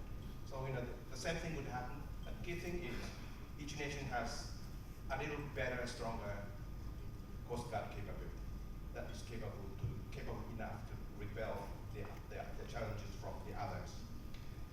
And also, especially the sailor at sea, we do not know what they are, who they are, militia or military, we do not know. But basically, what we have strong concern is what they do. And this is a kind of the common reaction of the challenged nation. So any country who would deploy the gray zone tactics should be careful, because the defending sailor at sea, we do not know what they are, what status they are. But we simply take care of what they do. If that really challenges our sovereignty, some nation would take much harder action. This is the thing. And my question to the Professor Hubo is, China often says China would not impede any free navigation in Nine-Dash Line. So what is the difference between the Chinese, the interpretation of the Nine-Dash Line, and the high water?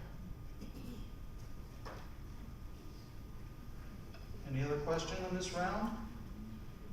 Okay, if not, why don't we just take those two questions? And Stan, do you have any thoughts on? You want to? Yeah, I had the privilege a few years ago when Kirk Campbell was Assistant Secretary in the first Obama administration. I had the experience of being on the U.S. official track 1 delegation to expanded ASEAN Maritime Forum, the ASEAN Regional Forum, intersessionals, and other things. So I've seen those things, and Yan Wei question's a good one, whether we should defer gray zone actions to the more professionally qualified, things like that, plus the event. And I gotta tell you, having been there and seen it up close, I don't think you're gonna get that. You have professionally qualified people there, but they are politically constrained as part of their government's delegation. And as a result, even getting approval of the agenda to discuss the real pointy edge things, which is a whole other process I've seen up close. At expanded ASEAN Maritime for AMF or the Coast Guard agencies and other things. It's very difficult. So as good as it sounds, as logical as the idea is, I don't think that's going to happen. What you do get from those things is you get unofficial track 1.5 meetings in the corridors with people that you can't get anywhere else, and that's useful, but it's not something that's going to officially solve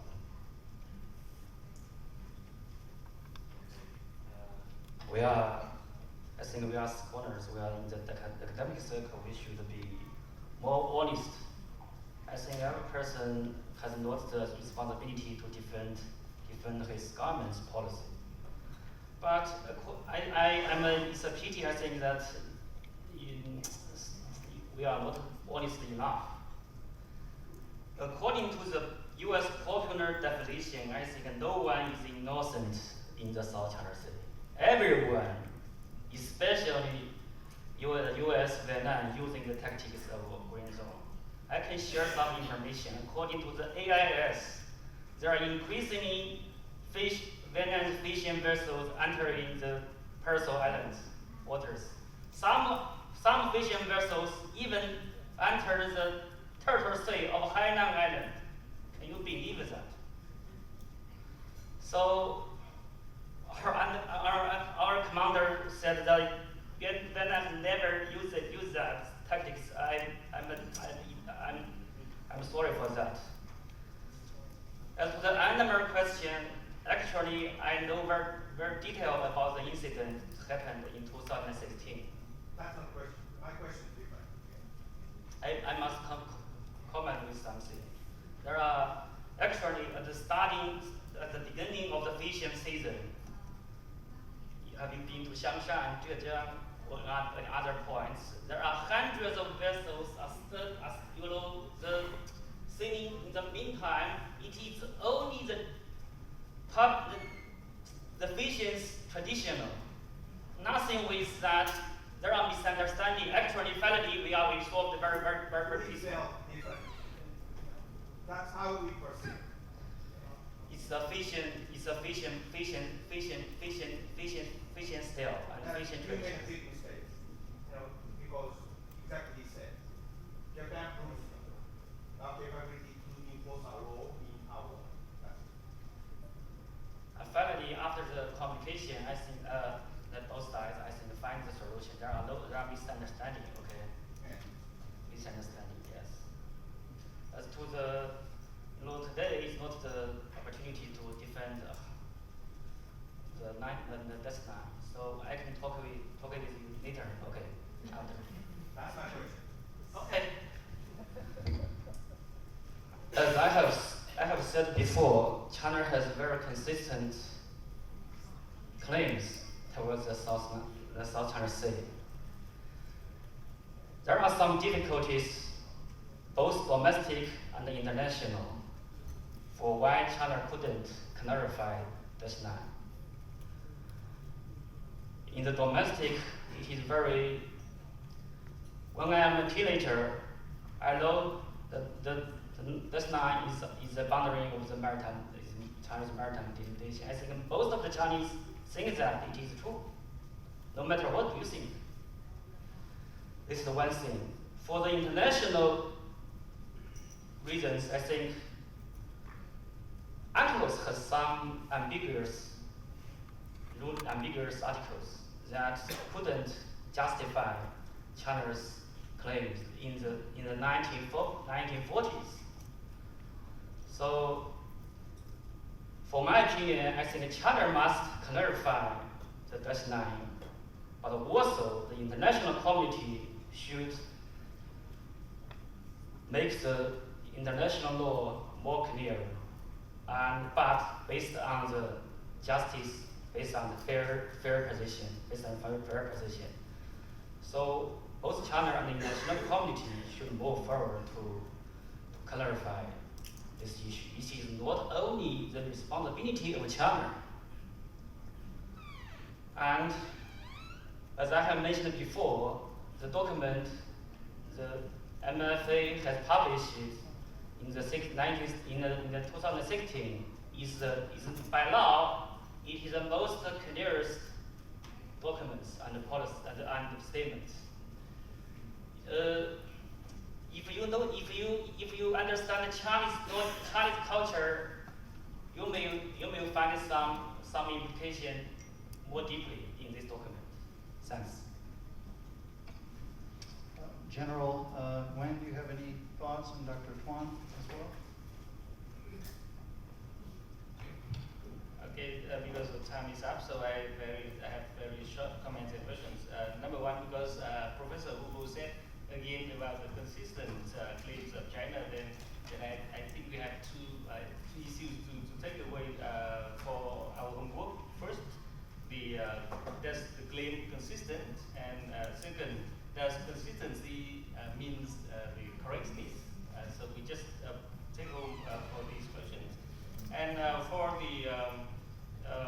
the case that Professor Hugo said that no one is innocent in the South China Sea, and Vietnamese fishing vessel is going everywhere. The short answer is that I think the Vietnamese fishing vessels could be punished by the Vietnamese authorities if they enter the legitimate waters of other states. Thank you. Are there any other questions? I just have one thought on the idea of guidelines or further development of sort of additional rules.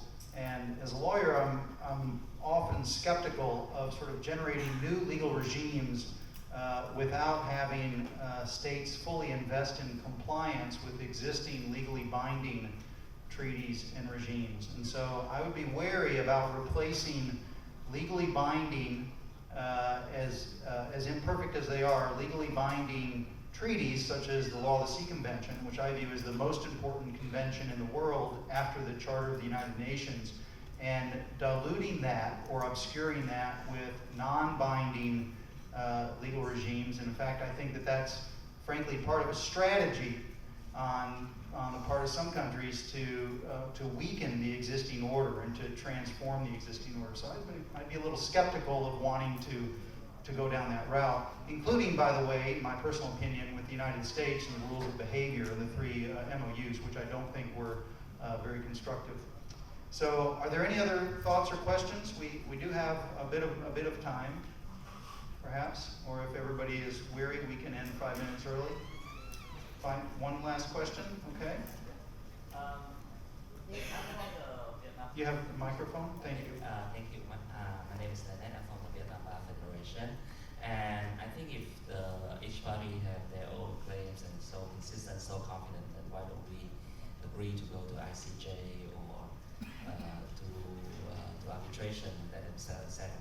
I think that would be the best way to put all the argument to end, rather than each position taking out loud that they're so confident, everybody is confident. So, thank you. Okay. Panelists, we have only about 5 minutes. Does anybody wish to make a 1 or 2 minute closing statement, beginning with you, Stan?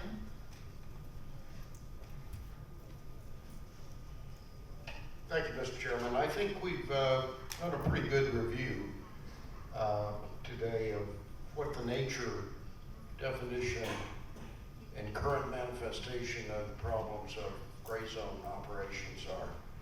I think we've had some interesting questions from our group, but probably none of us have done as good a job as we would like to in terms of identifying how do we prevent this from being a continuing destabilizing factor to regional and global peace and security.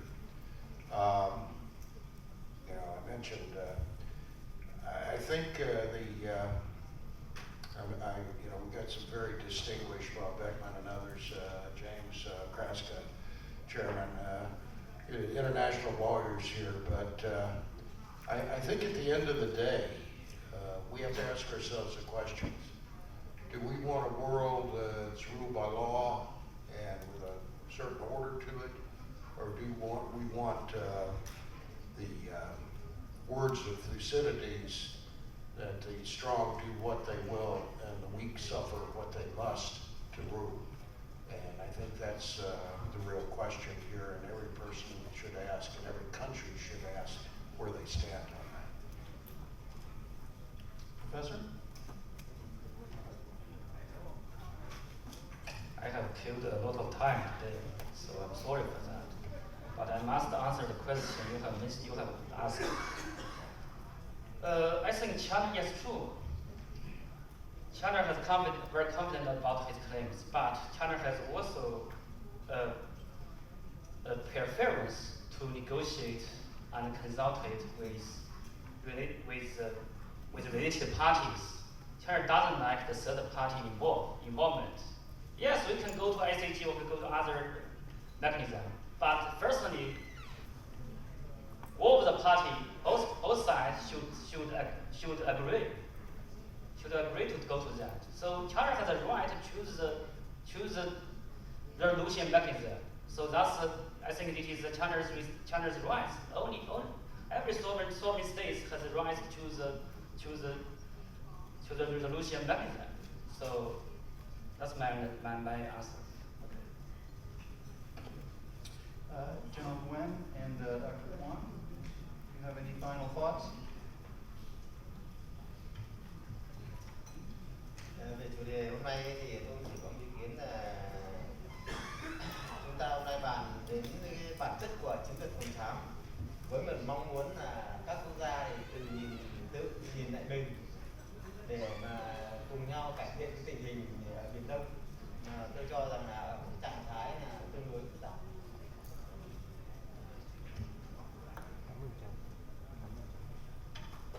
So I follow the general's point. Really, the